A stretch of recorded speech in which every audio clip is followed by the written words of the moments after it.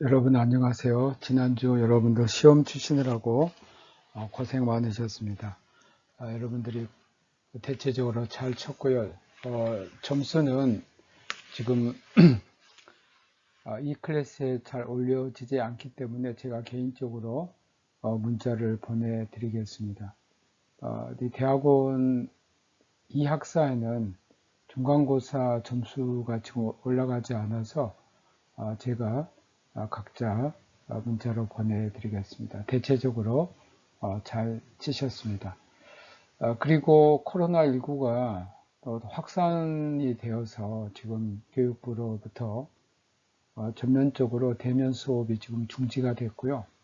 학교에서는 이번 한 학기 동안 대면 수업이 이루어질 수 없다라고 지금 모든 교수들에게 통보가 됐습니다. 참 안타깝고요. 한 학기 동안 여러분들 뵙지 못해서 정말 죄송하고요. 특히 이번 학기 우리 신대원에 들어오신 오늘 여러분들을 정말 보고 싶고 또 서로 세미나 시간에 수업 시간에 뵙고 싶은데 그렇지 못해서 정말 안타깝습니다. 아무쪼록 이 코로나19 사태가 빨리 끝나기를 우리가 함께 기도하고 또 여러분들이 이 일을 위해서 기도해 주시기를 바랍니다.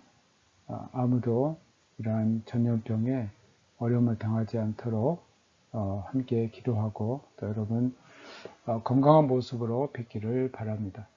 그리고 수업을 들으시다가 질문이 있거나 저는 이해가 안 된 부분이 있는 부분은 여러분들이 저에게 이메일이나 또는 문자로 보내주시면 고맙겠습니다.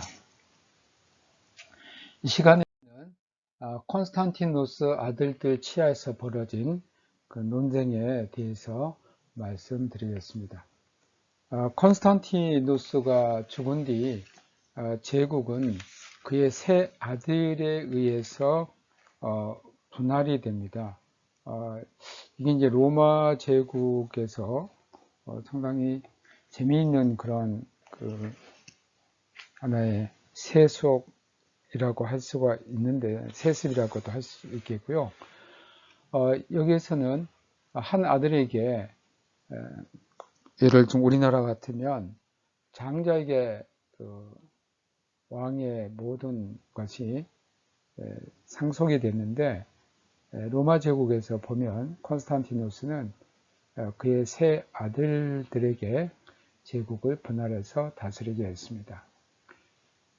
맏아들 콘스탄티누스 2세는 브리타니와 오늘날의 영국이죠. 또 갈리아, 오늘날의 프랑스, 스페인을 물려받았습니다. 그러니까 제국의 서쪽을.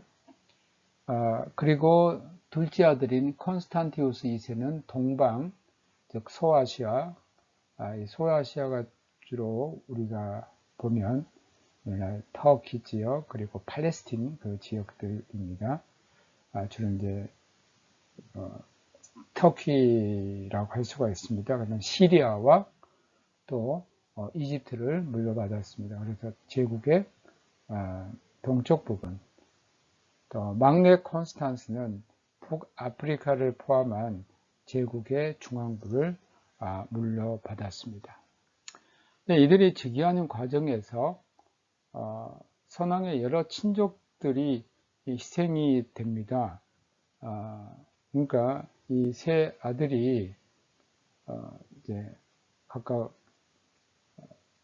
황제의 권한을 물려받고 자기 아버지들의 형제들 그리고 그 형제들의 사촌들을 무자비하게 죽입니다. 그리고 그 선왕의 조카들인 가알루스와 율리아누스 두 사람만 살게 됐는데 가알루스는 병에 걸려 누워 있었기 때문에 살게 되고요. 율리아누스는 나이가 어려서 그 당시 6살이었습니다. 그래서 군인들의 무자비한 살육을 면하게 됩니다. 이 율리아누스, 이 사람이 결국 이제 나중에 황제가 됐는데, 이 율리아누스는 그의 형인 갈루스가 죽은 다음에 아테네로 추방되어 그곳에서 그리스 교사들과 철학자들에게서 훌륭한 교육을 받았습니다. 그러니까 어떤 면에서는 기독교적인 교육보다는 이는 그 헬라의 그 교육을 받았고, 황후 에우세비아의 지극한 사랑 덕분에 망명지에서 이제 콘스탄티노플로 소환이 되어서 살았습니다. 이게 이제 율리아누스가 어떻게 보면 자기 아버지가 자기 사촌들에 의해서 무자비하게 죽임을 당한 것을 실제 경험했던 사람이었기 때문에 실제로 그의 내면에는 기독교에 대한 증오가 없다고 할 수는 없었습니다. 그래서 황제가 됐을 때에 기독교적인 정책을 버리고 이교 중심의 정책을 펼치게 됩니다. 우리가 이렇게 역사를 공부하면서 권력과 이 재물 앞에서는 피와 눈물도 없다라는 것을 많이 보게 됩니다. 참 인간성의 황폐화, 이게 바로 그 권력과 물질이 아닌가 그런 생각이 듭니다. 그리고 이 세 명의 형제가 서로 또 권좌를 놓고 정쟁을 벌입니다. 결국은 첫 번째는 자기 아버지 형제들, 자기 아버지 형제들의 또 자식들, 2명만 살리고 다 죽이고, 이제 자기들끼리, 세 아들이, 누가 전체 로마 제국 차지하느냐 가지고 싸움을 벌입니다. 콘스탄티누스 2세는 막내 동생에 대한 주권을 확보하려고 노력하는 과정에서 340년 아킬라에서 기습을 당해서 전사합니다. 큰아들이 이제는 결국은 막내 동생을 이제 죽이고 자기가 그 땅을 차지하려다가 결국은 자기가 죽습니다. 그 다음에 막내였던 콘스탄스는 야만족 출신 야전 지휘관이자 경쟁자인 마그넨티우스에게 살해를 당합니다. 이 마그넨티우스 이제 장군이었는데 그 부하들이 마그넨티우스를 황제로 추대하고 결국은 황제였던 콘스탄스를 죽입니다. 그리고 이 마그넨티우스와 이제 그러니까 콘스탄티누스의 두 아들이 이제 죽게 되죠. 콘스탄티누스 2세 장남, 그리고 콘스탄스 막내가 이제 죽고요. 이제 한 명이 남은 사람이 바로 콘스탄티우스 2세입니다. 차남인데 결국은 이제 로마 제국에는 마그넨티우스라는 그 쿠데타를 통해서 황제가 된 군인 황제와 콘스탄티누스의 둘째 아들인 콘스탄티우스 2세가 결국은 패권을 놓고 싸우게 됐는데 마그넨티우스는 콘스탄티우스 2세에게 패한 뒤 자살을 합니다. 이로써 콘스탄티우스 2세이죠. 단일 황제가 되었고 훗날 자연사기까지 여러 차례 경량 속에서 권력을 유지합니다. 353년부터 그건 이제 361년까지는 이제 단일 황제입니다. 이가 이제 처음에 황제가 됐을 때 콘스탄티누스가 죽었던 337년부터, 그러니까 전체 황제제의 기간은 337년부터 361년, 그리고 단일 황제로 제의 기간은 353년부터 361년입니다.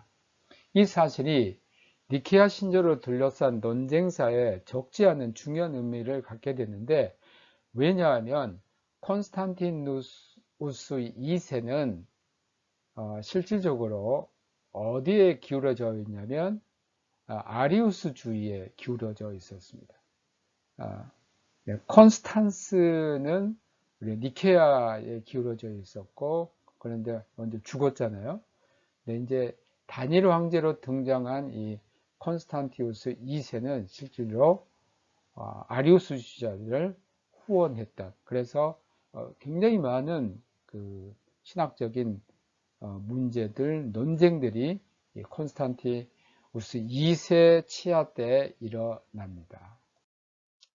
그 논쟁의 첫 번째 초점은 니케아 신조 자체가 아니라 아타나시우스와 특히 앙키라의 주교 마르켈루스 등 동방교회 지도자들이 폐위한 바 있는 주교들의 지위에 있었습니다. 새 황제들은 연합 통치 초기에는 유배되었던 이 주교들의 귀환을 허락했습니다. 예를 들면 337년 아타나시우스는 추방해서 돌아왔습니다. 그러나 니코메디아의 유세비우스는 동방에서 가장 영향력 있는 당파 지도자가 됐는데, 이 니코메디아의 유세비우스는 누구였는가? 아리우스주의자의 든든한 후원자였습니다. 그래서 이 아리우스파의 지도자가 되고, 또 승진해서 339년 콘스탄티노플의 주교직으로 승진합니다. 이것은 무슨 말이냐면 콘스탄티노플의 대주교가 총대주교가 아직은 물론 이제 총대주교 칭호는 받지 않았습니다만, 이 콘스탄티노플의 주교가 됐다는 것은 황제에게 지대한 영향을 끼칠 수 있다는 의미입니다. 유세비우스의 영향력으로 아타나시우스는 339년 알렉산드리아에서 강제로 쫓겨납니다. 그 이후로 이제 아타나시우스는 계속 니케아 학파였기 때문에 고난의 길을 가게 됩니다. 교회 역사에서 이처럼 자신의 그 신념을 끝까지 포기하지 않고 지켰던 인물 가운데 한 사람이 바로 아타나시우스 감독입니다. 그의 후임으로 아리우스 일파의 주교인 카파도키아의 주교인 그레고리가 군대를 동원해서 취임합니다. 그러니까 이제 알렉산드리아의 아타나시우스는 니케아 신앙을 주장했던 사람이고, 결국은 이 정치적인 그러한 모략에 의해서 알렉산드리아 주교직에서 축출당하자 이 알렉산드리아 주교로 누가 오냐면 아리우스파 주교가 옵니다. 그게 바로 카파도키아 주교인 그레고리였습니다. 아타나시우스는 로마로 도피해서 그곳에서 앙키라의 마르켈루스와 합류를 합니다. 이곳에서 두 유배자는 로마의 주교 율리우스에게 지지와 동정을 얻었는데, 율리우스는 이전에 세력이 약할 당시 유세비우스파 주교들로부터 아타나시우스 건을 재조사해달라는 요청을 받은 바 있었습니다. 황제 콘스탄스의 지지를 받은 율리우스는 340년에 교회회를 소집합니다. 콘스탄스는 사실 니케아 지지자였기 때문에 이곳에서 율리우스가 교회를 소집합니다. 그래서 이 교회 회의는 아타나시우스와 마르켈루스에 대한 폐위 조치들이 부당했다고 공포를 했습니다. 그들이 이런 태도를 보인 것은 신학적인 관심도 한 몫을 했습니다. 그들은 아타나시우스와 마르켈루스가 니케아 공의의 신조를 다니엘 신론의 입장에서 성부, 성자, 성령이 세 분의 구분된 실제 히포스타세스임을 부정하기 위한 구실로 사용한다고 생각을 했습니다. 따라서 그들 중 97명은 341년 콘스탄티누스의 황금 바실리카를 봉헌하기 위해 안디옥에 회집하였을 때 자신들이 아리우스주의자들이라는 주장을 일축을 했습니다. 동방교회들에 관련된 소송권에 로마가 항소법원 역할을 할 권리가 없다고 말했고, 세 가지 신조를 공포하면서 자신들의 신학 입장을 명확히 밝혔습니다. 이 신조들은 일반적 단일신론, 특히 마르켈루스의 견해들을 체계적으로 배제하면서 니케아 신조를 보충 및 수정하려는 데 뜻을 두었습니다. 이 제4신앙 고백서는 트리오에서 황제 콘스탄스에게 제출이 되었고, 이 고백서는 아리우스주의를 의도한 것은 아니었으나 명백하게 동방교회의 복수지의와 종속설 전승을 대변했습니다. 이러한 라틴교회와 그리스교회 간의 불길한 분열은 큰 노력에 의해서 치유될 수가 있었는데, 로마 교황 율리우스 제안에 따라 행동한 콘스탄스는 콘스탄티우스 2세를 설득해서 사르디카에 총 공회를 소집했습니다. 그런데 이 343년에 모인 이 공회는 문제를 더욱 악화시켰는데, 서방교회 측은 아타나시우스와 마르켈루스를 공회에 참석시킬 것을 요구했으나 수적으로 우세한 동방교회 측은 이 요구를 묵살해 버렸습니다. 사르디카에서 이제 실제로 콘스탄스는 니케아 학파인 이 아타나시우스를 여기에 참석하기 위해서 지금 논쟁이 되고 있는 문제들을 해결할 그런 방안을 마련하려고 했으나, 결국 수적으로는 동방교회 측이 우세했기 때문에 아타나시우스와 마르켈루스가 이 공의에 참석할 수 없었습니다.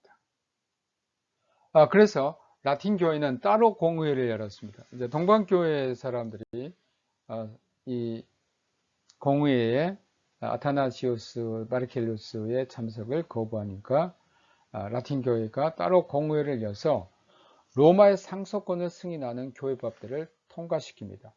즉, 신학적인 문제, 교회 그 문제가 있을 때에 모든 교회들은 로마 교회에 상소를 할 수가 있다는 겁니다. 그러니까 다른 여타의 다른 교회에서 결정한 것이라 할지라도 이 문제를 로마 교회에 다시 올려서 여기에서 결정할 수 있는, 그래서 로마 교회의 권위가 높아지고 로마 교회가 최종적인 결정을 할 수 있다는 그런 교회법을 통과시켰습니다.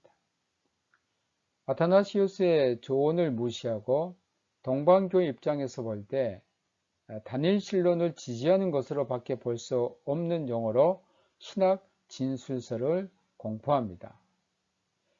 그래서 서방 주교들은 많은 단어들을 사용해서 성부, 성자, 성령께는 하나의 히포스타시스만 있을 뿐이라고 주장을 했습니다.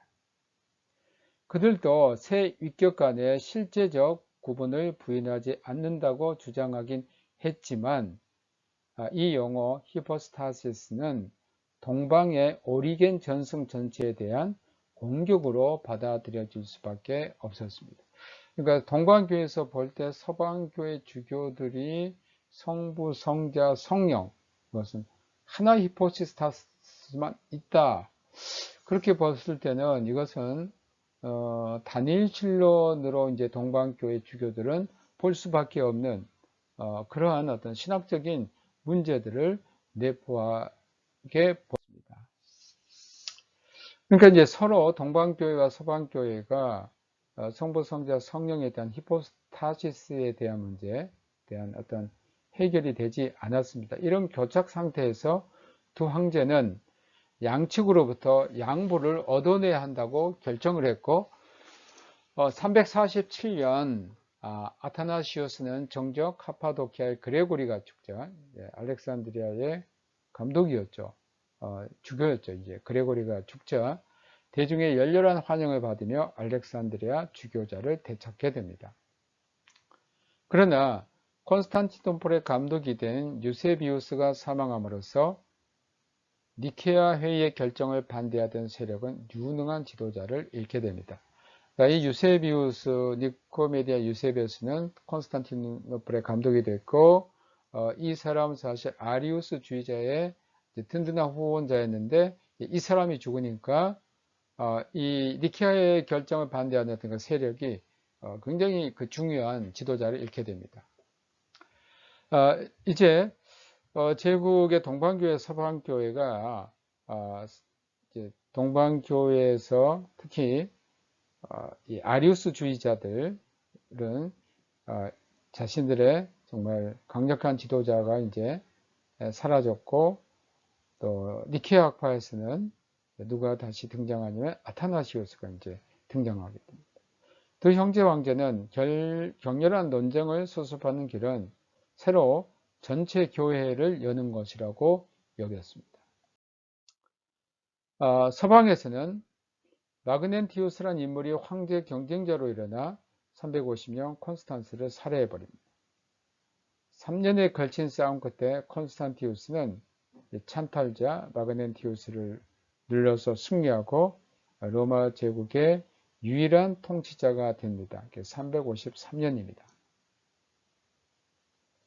당시 알렉산드리아에 살던 다음 세대 아리우스주의 교사 아이티우스는 아타나시우스의 주장에 대해 당시 새로 고개를 든 급진적 아리우스주의의 상표가 된 답변을 했는데, 그 내용은 로고스, 성자가 성부와 같지 않다는 겁니다. 이로써 니케아 신조에 대한 논쟁은 새로운 국면에 접어듭니다. 이제 니케아의 학파의 중요한 인물은 아타나시우스가 있고요. 또 알렉산드리아에는 이제 아리우스주의자의 이제 제2세 할 수 있는 2세 지도자인 아이티우스가 이제 등장하게 되고, 니케아 신조에 대한 논쟁이 새로운 국면에 접어듭니다. 콘스탄티우스 황제, 그러니까 콘스탄티우스 2세죠. 제국의 전체 통제권을 획득하자 교리 논쟁을 종식시킬 것을 결심합니다. 좀 이것은 우리가 보면 자기 그 선왕이었던 콘스탄티누스도 교회에서 기독론에 있어서 그리스도가 하나님과 동일 본질이냐 본질이 아니냐에 대해서 뭐 유사하냐 이런 논쟁으로 교회에서 논쟁이 일어났을 때 이 논쟁에 깊이 개입을 했습니다. 이제 자기 아버지와 같이 이 콘스탄티우스 2세도 어떤 내세가 이제 어느 정도 안정을 취하자 교리 논쟁에, 교회 문제에 직접 개입을 합니다. 근데 이 콘스탄티우스 황제가 보니까 지금 이 교리 논쟁에서 가장 문제가 되는 인물이 누구냐? 아타나시우스예요. 이 아타나시우스는 니케아 신조를 끝까지 지키고 고집하는 사람입니다. 근데 동방의 많은 교회들은 아리우스주의자들이었거든요. 그러니까 결국 아타나시우스를 제거하면 이 문제가 해결되지 않을까라고 콘스탄티우스 황제가 나름대로 생각했습니다. 그래서 아르르에서 열린 공의회와 밀란에서 열린 공의회에서 콘스탄티우스는 서방 측이 아타나시우스를 버릴 것과 동방의 반대자들의 연합을 회복할 것을 강요를 합니다. 근데 이 아타나시우스는 어디서 강력한 지지를 얻고 있냐면 서방교에서 지지를 해주는 겁니다. 그래서 서방교회 측에 너희들이 아타나시우스를 버려라. 그리고 지금 아타나시우스를 반대하는 동방의 이 주교들과 연합을 해라. 이제 이러한 요구를 했는데, 이런 요구를 거절했던 이유로 로마 감독 리베리우스와 당대 학식으로 제일 가는 가울의 감독 포아치에의 힐라리우스와 노령의 코르도바 호시우스가 추방을 당합니다. 황제가 이제 교회 문제에 너무 직접 개입한 거죠. 어떤 면에서는 교회의 문제, 신학적인 문제는 교회 안에서 신학자들의 논쟁을 통해서 어떤 합의를 도출해야 되는데 정치적인 그 힘으로 또 어떤 통치권의 힘으로 이제 이것을 해결할 수 있다고 생각하고 개입했지만 사실 우리가 교회 역사에서 보면 통치권의 힘으로 정치의 힘으로 교회 문제를 해결한 적이 없습니다. 콘스탄티누스 황제도 결국 거기에 대해서는 자기가 개입하려고 했지만 어떤 완전한 해결책을 이루지 못했고요. 콘스탄티우스도 마찬가지입니다. 아타나시우스는 356년 알렉산드리아에서 추방되므로 세 번째 망명기를 떠나 이후 6년 동안 대부분을 이집트의 수도사들에게서 피신해서 살았습니다. 357년 시르미움의 황궁에서 열린 교회에는 실제 스브스탄치아, 번질, 우시아, 동일 번질, 호모, 우시아 같은 성경에 없는 용어들과 또는 성자가 성부께 종속된다는 암시하는 구절들을 언급해서 안 된다는 그런 신조를 선언합니다. 이것은 니케아 신조를 배척하고 사실상 아리우스주의에 굉장히 유리한 아리우스주의의 그러한 여지를 남겨줍니다. 콘스탄티우스는 359년 여러 차례에 걸친 교회 회의들과 공의들을 통해서 동방 주교들과 서방 주교들에게 그 신조에 대한 동의를 강요를 했습니다. 360년 콘스탄티노플에서 열린 교회에서 제국을 대표하는 정통신앙으로 최종적으로 확정이 됐습니다. 사실 이것은 권력의 힘으로 확정이 됐지만 사실 신학적으로는 문제가 많은 아리우스주의적인 이단적인 신앙 고백을 제국의 신앙 고백으로 확정을 시킨 겁니다. 여러분 어떻게 생각해요? 분명히 이건 잘못된 거예요. 황제의 그 정치 권력의 힘으로 이제 이것을 결국은 밀고 나갔는데 이건 매우 신학적으로 또 성경적으로 볼 때도 잘못된 내용입니다. 이 호모이오스라는 이것은 그리스어로 비슷한이라는 뜻입니다. 이것은 그리스어 호모이오스에서 유래가 됩니다. 이 호모이오스 신조는 성자가 성부와 비슷하지 않다고 주장한 아이티우스와 그의 추종자들의 아노모이오스 교리를 배척했으나 애당초 아리우스가 제시한 교리는 배척하지 않았습니다. 그 아리우스가 제시한 교리는 바로 비슷한, 유사한 그런 뜻입니다. 앙키라의 주교 바질이 이끄는 오리겐의 전선 가운데 있던 많은 수의 동방교회 주교들은 아이티우스의 아노모이오스 주의에 대해서뿐 아니라 콘스탄티우스의 황실 주교들의 새로운 정통신학에 대해서까지도 강력하게 반발했습니다. 왜냐하면 이거 모두 지금 잘못된 것입니다. 그래서 황실 주교들이 주장하는 이러한 그 호모이오스 이 신조 이것도 잘못됐고 또 아이티우스와 그의 추종자들의 아노모이오스 이 교리도 비슷하지 않다 이 교리도 잘못됐다는 겁니다. 그래서 분명히 니케아의 그 정통신앙에 비춰볼 때 잘못됐다는 겁니다. 이들은 로고스가 성부와 비슷한 신조를 최소한 데 대한 반발이었습니다. 이 황제가 밀어붙인 이것은 로고스는 성부와 비슷할 뿐만 아니라 본질에 있어서도 비슷하다. 호모이 우시오스라고 주장을 했습니다.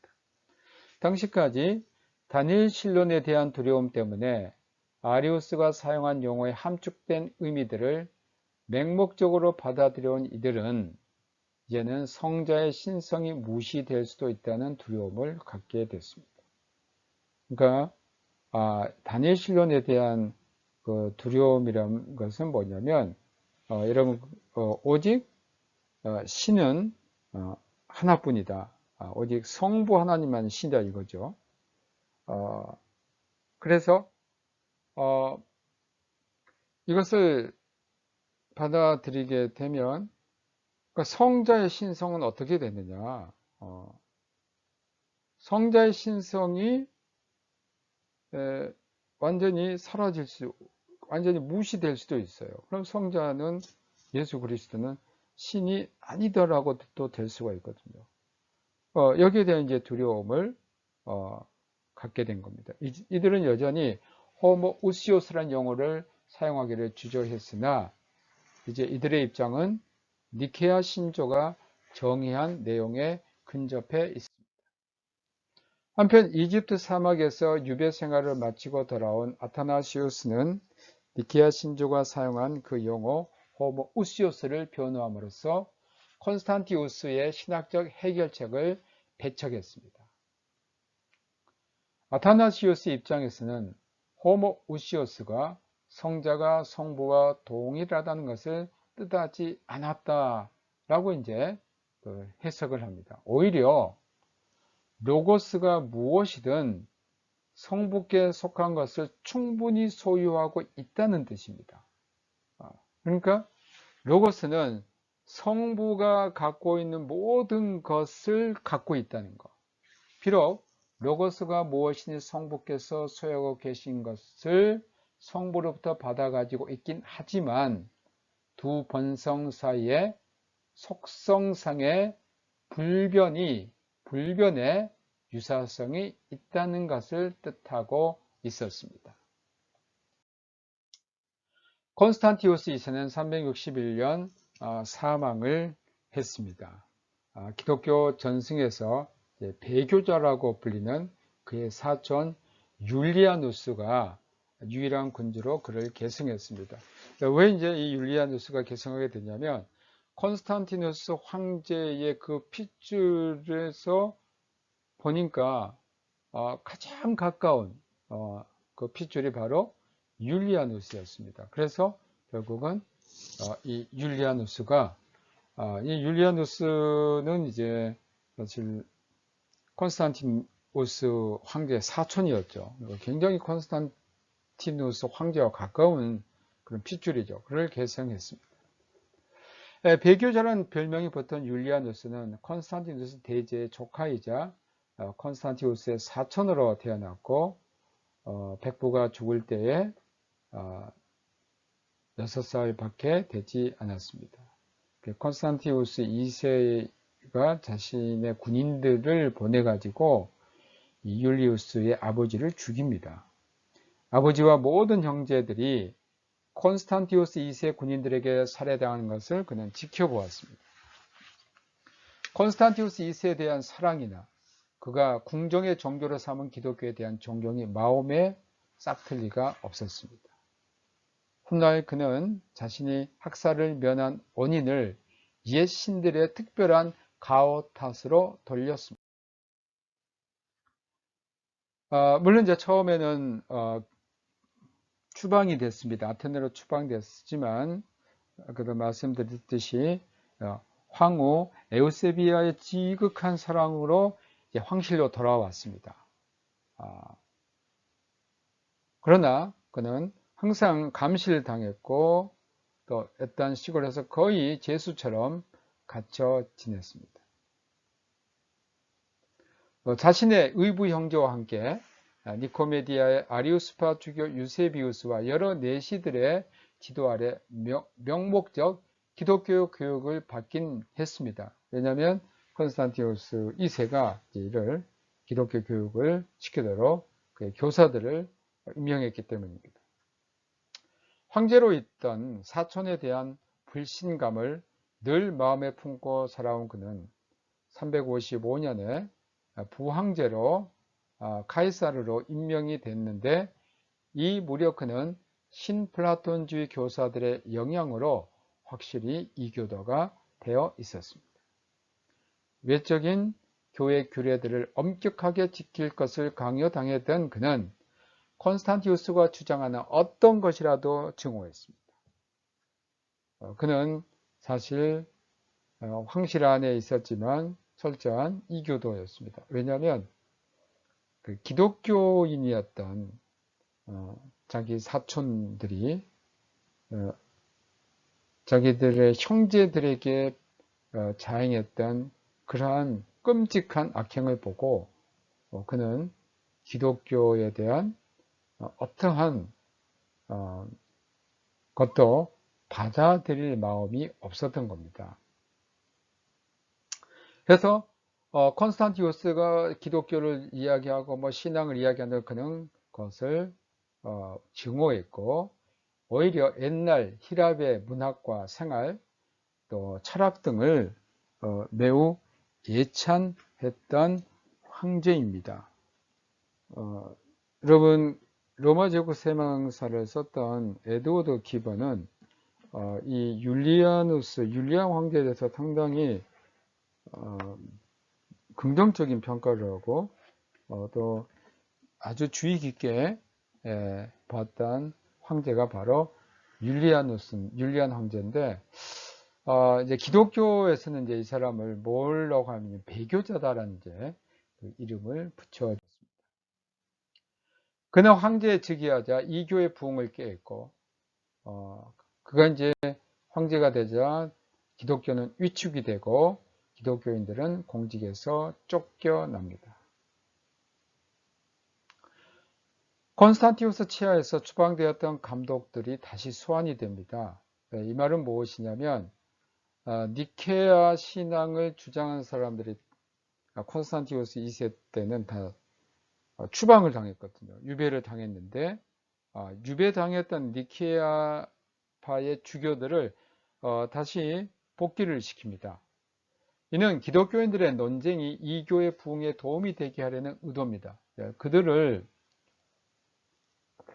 지지해서 그러는 것이 아니고 오히려 이제 이들이 돌아옴으로써 기독교 내에서 격렬한 논쟁이 일어나면 결국은 이교가 부흥하는데 도움이 될 거라는 그런 의도에서 니케아 학파이란 주교들을 귀양가고 유배됐던 이 주교들을 이제 불러들입니다. 아타나시우스는 362년 이집트 수사대사에서 은둔 생활을 끝내고 돌아와서 민중으로부터 열광적인 환영을 받았습니다. 그런데 그렇게 민중으로 열렬한 환영을 받은 그 이유 때문에 그 해가 가기 전에 율리우스에 의해서 또 유배를 당합니다. 율리아누스의 통치는 곧 끝나고 말았습니다. 363년 페르시아를 상대로 한 전투에서 사망을 했고, 율리아누스의 통치를 통해서 컨스탄티우스가 후원했던 아리우스파가 얼마나 허약했다는 것이 드러났습니다. 아타나시우스는 362년 알렉산드리아에서 열린 교회에서 호모이우시오스파에게 화해를 제의했기 때문입니다. 그 아타나시우스가 제의한 화해안은 먼저 동방 보수주의자들의 구원세 히포스타시스가 삼신, 그러니까 성부 성자처럼 삼신 또는 서로 따로 떨어져 존재하는 실체들을 뜻할 의도를 갖고 있지 않다는 점을 인정한 것이고, 호모우시오스가 본질의 동등을 뜻하되 성부, 로고스, 성령이 구분된다는 진리를 부정할 의도를 갖고 있지 않다는 것을 인정하는 것이었습니다. 이 교회 회의는 아타나시우스의 주도 아래 다음과 같이 공포가 됩니다. 분파들의 화해 조건으로는 아리우스주의를 배척하고 니케아의 거룩한 교부들이 고백했던 신앙을 고백하고 성령이 피조물이라고 말하는 자들에게는 저주를 선언하는 것으로 충분하다는 것이었습니다.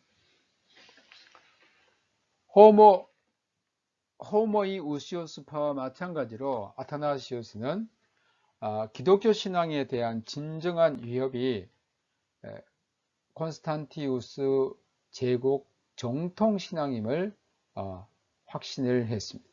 그러니까 콘스탄티우스 때 발표했던 그 제국 정통 신앙은 잘못됐다. 이것은 기독교 신앙에 대한 위협이다. 이러한 확신에서 화해를 위한 길을 열었으며 이러한 태도에 힘입어 373년 그가 죽은 뒤 카파도키아 교부들은 화해를 성취할 수 있었습니다.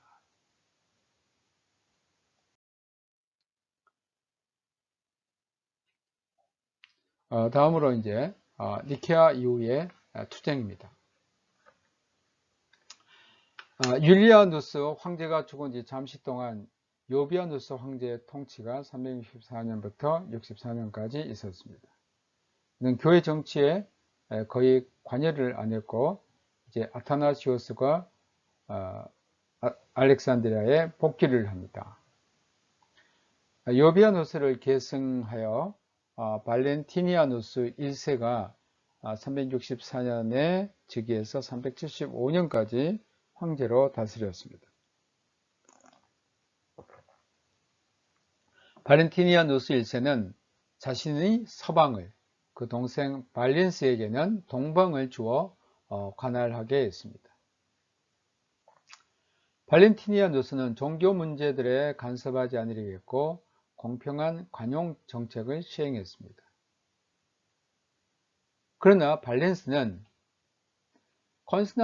콘스탄티노플의 아리우스파 성직자로부터 영향을 받아 아타나시오스를 정죄했고 아타나시오스는 5번째 망명길에서 373년 알렉산드리아에서 사망을 했습니다. 아타나시오스가 죽은 후에 3명의 위대한 카파도키아인들이 이 싸움에서 등장합니다. 니케아 이후의 그 투쟁에 굉장히 중요한 인물입니다. 아타나시오스가 죽고 난 다음에 중요한 그 3명의 위대한 신학자들이 등장합니다. 이들을 우리가 뭐라고 하면 신니케아 학파라 불립니다. 카파도키아 가이사라의 수도 대주교 대바질과 알디옥의 주교 멜레티우스가 이끈 이 세력은 아타나시우스의 영향으로 니케아 신조 지지를 위해 교합하였던 동방의 오리겐주의자들과 이전에 호모이우스오스파로 구성이 됐습니다. 그들의 과제는 과거의 아리우스주의에 맞섰으나 적대감과 오해로 분열되었던 다양한 집단들과 학파들을 화해시키고 로고스와 성령의 완전한 신성을 고백할 수 있는 신학적 틀을 작성하고 변호하는 것이었습니다. 여기에서 바질은 이 새로운 집단의 심장이자 영혼이었습니다. 그는 330년경 카파도키아의 명문 집안에서 태어났습니다. 카파도키아는 지금의 터키에 있는 지역입니다. 콘스탄티노플과 아테네에서 최고의 교육을 받았고 아테네에서는 나지안 주스의 그레고리와 학생 시절부터 친교를 가져 그 우정이 일생 동안 변치 않았습니다. 그래서 카파도키아의 학파의 2번째 중요한 인물인 나지안 주스의 그레고리가 등장합니다. 그레고리는 웅변과 학식으로 제국 수도의 민중을 니케아 신조 진영으로 끌어들이는 데 성공을 했고 그는 당시 수돈 운동에 번거진 이집트를 방문한 후 소아시아에서 수돈 운동의 거물급 선정가가 되었습니다. 오리겐에 심취했던 그는 호모우시안파에 가담하여 아타나시우스와 교분을 구축하고 있었습니다. 바질은 아타나시우스와 같이 성령의 완전한 동체설을 지지했습니다. 그는 두 가지 새로운 신학 문제들에 직면했는데, 과거 호모이우스오스파였다가 이제는 성자의 완전한 신성을 고백하는 사람들 가운데는 성령의 신성을 부정하는 사람들이 있었습니다. 이제 과거에는 호모이우스오스파, 유사 본질자였다가 이제는 호모우시오스파로 이제 전향을 했습니다. 그러니까 성자는 완전한 신성을 가지고 있다. 그런데 이 사람들 가운데 성령도 하나님의 그 신성, 동일한 신성을 갖고 있다는 것을 부정하는 사람들이 등장하는데, 이른바 이들을 성령 이단론자라고 부릅니다. 또는 마케도니우스라고 부릅니다. 이들에 맞서 바질은 성령의 관해라는 고전적 논문을 썼습니다. 그러나 이 논쟁보다 더 중요했던 것은 아이티우스의 제자이자 노모이오스파 교사 유노미우스와 논쟁입니다. 유노미우스는 주장하기를 정의에 따르면 성부는 태어나지 않고 성자는 태어났으므로 두 분은 본질상 비슷하지 않다. 이게 본질상 비슷하지 않다. 이게 노모이오스라고 할 수 있습니다. 그러니까 비슷하지 않다는 비슷하지 않다는 게 뭐냐?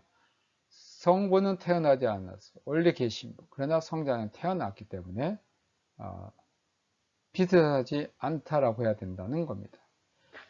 이러한 신학 논쟁들에서 바질은 두 사람의 지원을 받습니다. 그중 한 사람이 나지안주스의 그레고리입니다. 뛰어난 웅변가이자 상상력과 통찰력이 풍부한 신학자였던 그레고리는 감수성이 대단히 예민한 사람이기도 했습니다. 그의 불후의 업적은 설교집으로 그의 설교들은 당대 사람들이 왜 그의 은퇴를 막으려 했는지를 넉넉히 보여줄 만큼 깊은 사색과 웅변을 지니었습니다. 바질의 두 번째 동료는 그의 동생인 니사의 그레고리입니다. 그러니까 형제간에 사실은 두 사람이 바로 신학자였던 주교였습니다. 그는 바질만큼 지도력과 행정력을 갖고 있지 못하였으나 신학의 깊이와 통찰력에서는 바질과 나지안주스의 그레고리를 능가했습니다. 그는 능력 있는 설교가였고 기술적인 면에서나 신학적인 통찰력에 있어서도 바질을 능가하는 문필가였습니다. 그는 동방의 신비주의 신학을 심오하게 발전시켰고 그의 칭호는 371년이나 372년에 감독이 되었던 카파도키아 지방의 작은 도시 니사에서 따온 것입니다. 그는 394년까지 생존했고 동방교회 4대 교부에 속합니다.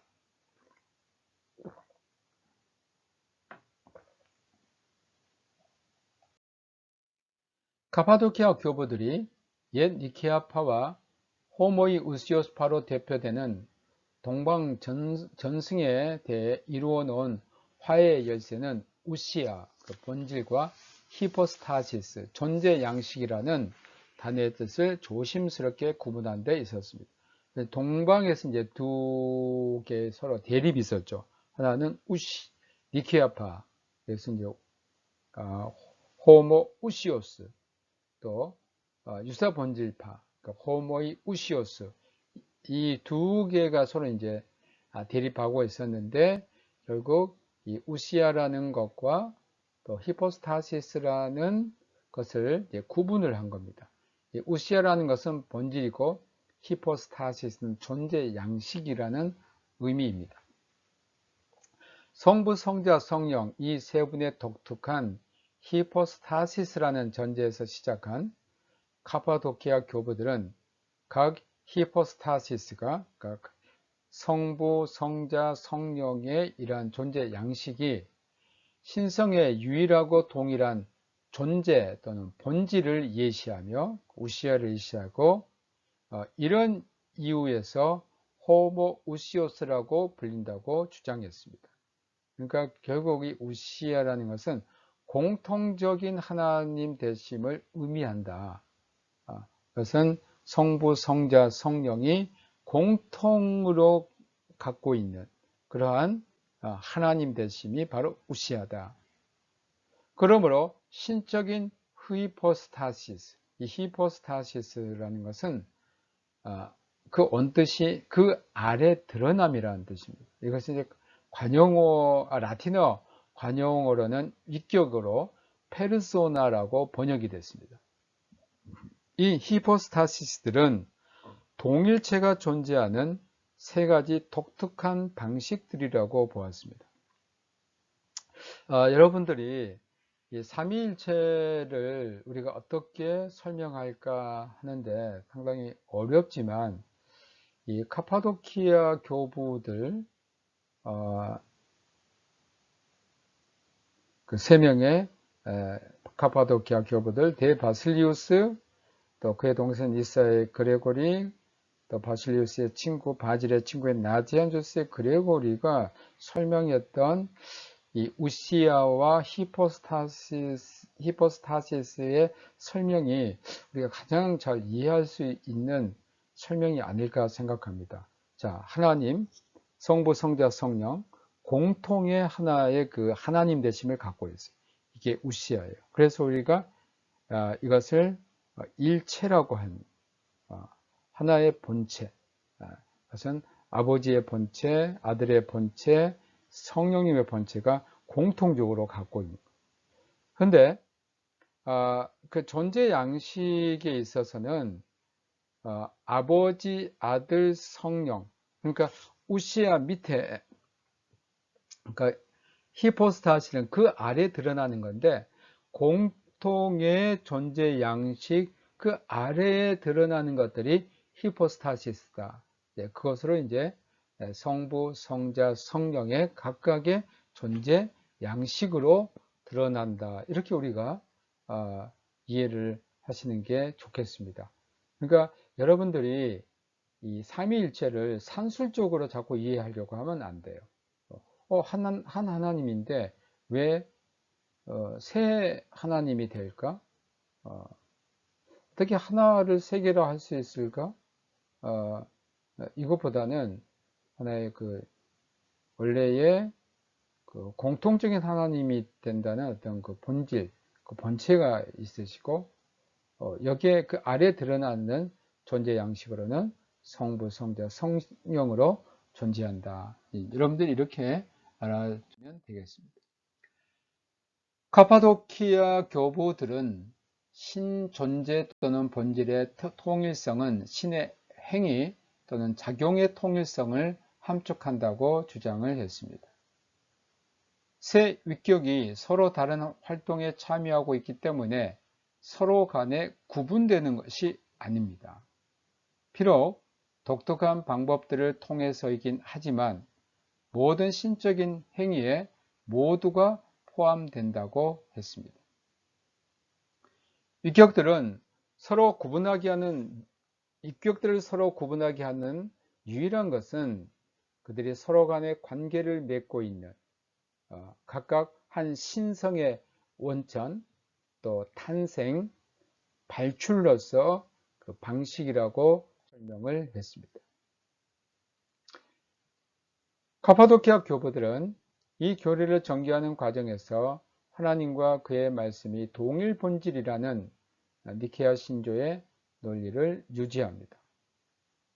헬레니즘 시대 기독교가 전통적으로 지니한 하나님에 대한 상 그리고 하나님과 피조물의 관계에 대한 상을 철저히 수정을 한 겁니다. 만일 말씀과 성령이 완전한 하나님이시고 그러니까 성자와 성령이 완전한 하나님이시고 중재 세력들이 아니라 한다면 아타나시오스 항변한 대로 하나님은 중재를 통하지 않고 직접 피조물들과 관계를 맺고 계신 것이라는 것이 그들의 주장입니다. 더 나아가서 만일 이것이 사실이라면 하나님의 초월성은 전통적인 로고스 신학이 설명해온 것과는 전혀 다른 방법으로 이해해야 한다고 주장을 합니다. 카파도키아 교부들은 하나님의 본질 또는 존재를 피조물들과 반대쪽에 있는 따라서 상반된 것으로 파악하지 않았습니다. 오히려 하나님의 존재를 피조물들의 발생성이 아닌 비발생성으로 정의한 유노미우스와는 달리 신의 존재 또는 본질은 무한하고 규명 불가능하기 때문에 엄격한 의미에서 모든 것을 포괄한다고 주장을 했습니다. 카파도키아 교부들의 정치 및 신학 작업은 황제 발렌스가 서고트족에게 패배하여 전사한 뒤에야 비로소 그 열매를 거둡니다. 378년 아드리아노플 근처에서 발생한 이 사건으로 발렌스의 조카이자 공동 황제이던 그라치아누스는 동로마의 새 황제를 임명했습니다.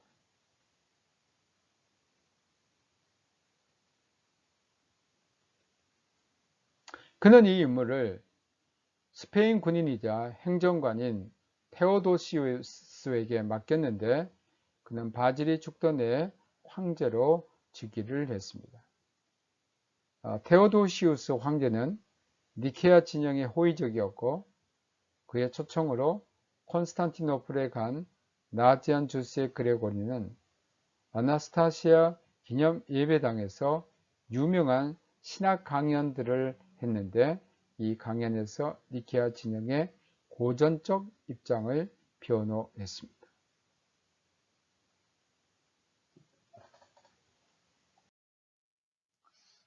380년 테오도시우스와 그라티아누스는 로마 제국의 모든 국민에게 교황 다마소스와 알렉산드리아의 주교 페트루스가 믿는 종교를 의무적으로 믿어야 한다는 칙령을 공포합니다.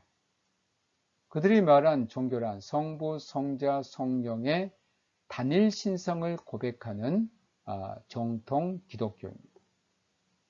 그러니까 성부, 성자, 성령 삼위로 계시지만 하나의 신성, 동일한 신성을 가진 그 정통 기독교를 믿어야 한다는 겁니다. 아리우스파에 대한 니케아파의 승리를 확정지은 이 칙령은 교회가 로마 제국과 맺어온 관계의 역사의 새로운 획을 긋는 것입니다. 그라치아누스와 테오도시우스의 의도는 기독교를 제국의 공식 종교로 삼고, 이게 이제 기독교가 이때 380년에 로마 제국의 이제 국교로 삼는 겁니다.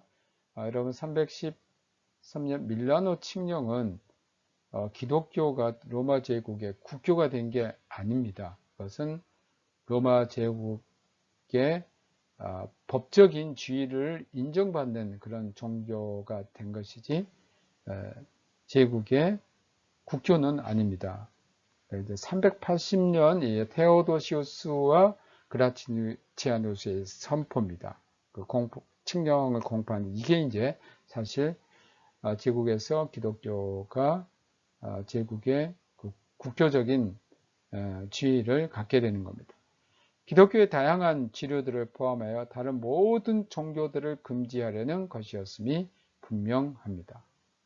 그러니까 이 성부, 성자, 성령,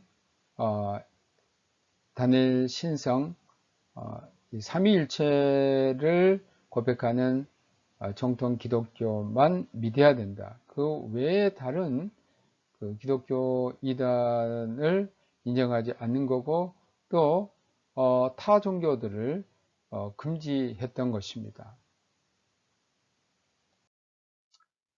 381년 테오도시우스는 콘스탄티노플의 동방교 회의를 소집했고 이 회의가 제2차 공의회 The Second General Council이라고 하게 됩니다. 근데 또 우리가 또 제2차 에큐메니칼 공의회라고도 합니다.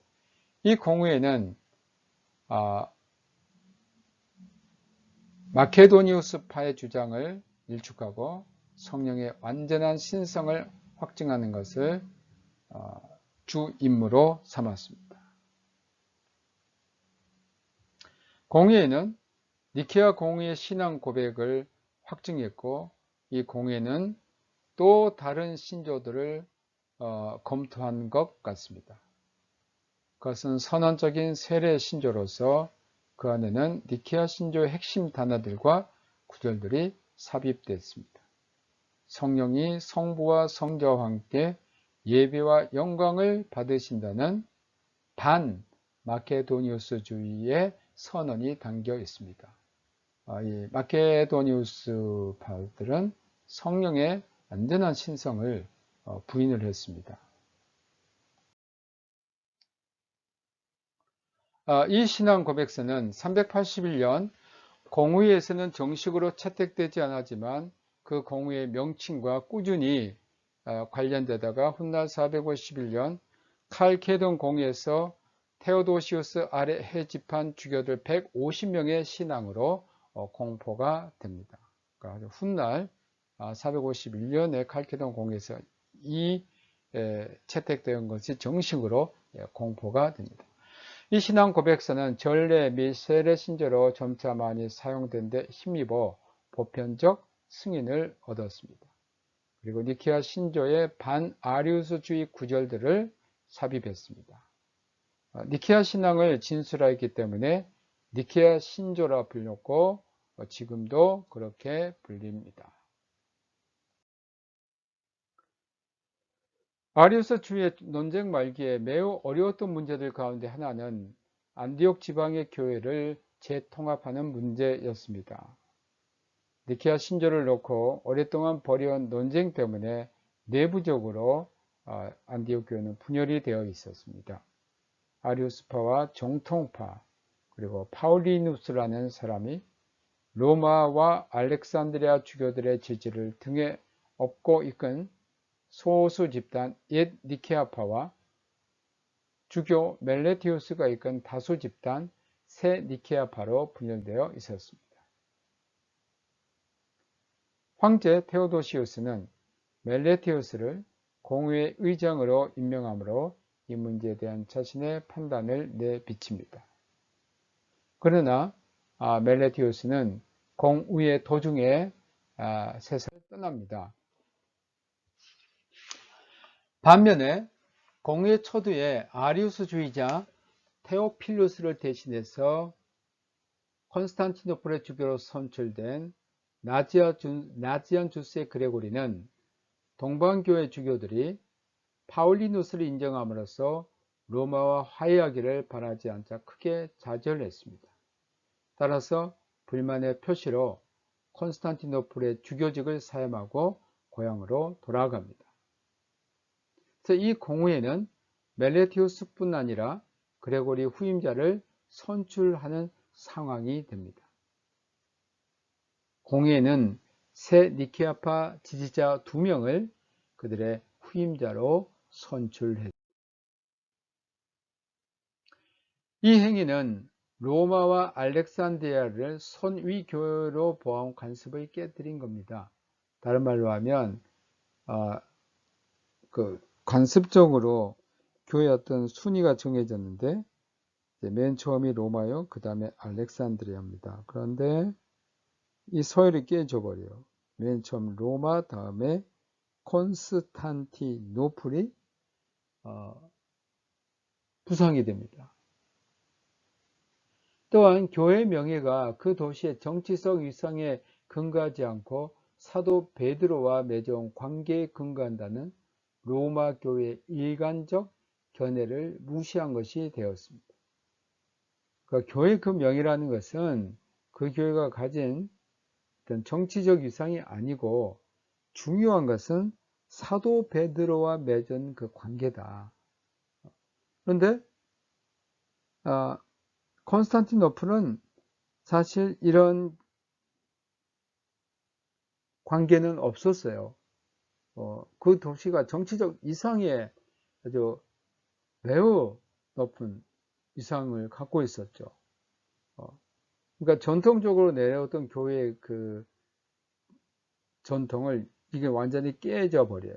그래서 이 콘스탄티노플 교회가 로마 교회 다음으로 자리를 차지하게 돼요. 알렉산드리아가 그 자리를 잃게 되므로 알렉산드리아와 콘스탄티노플 사이에 끊임없는 그러한 갈등이 전개되게 됩니다.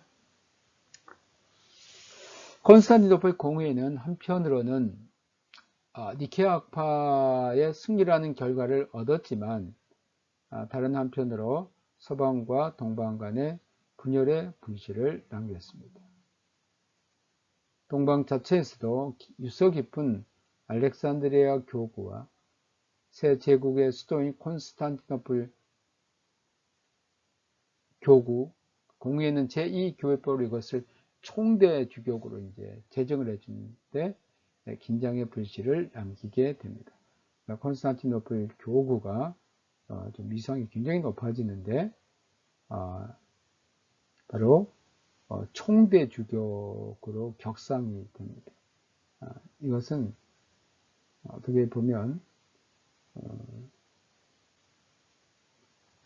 이제까지 어떤 그 전승을 깨뜨린 것이 되었고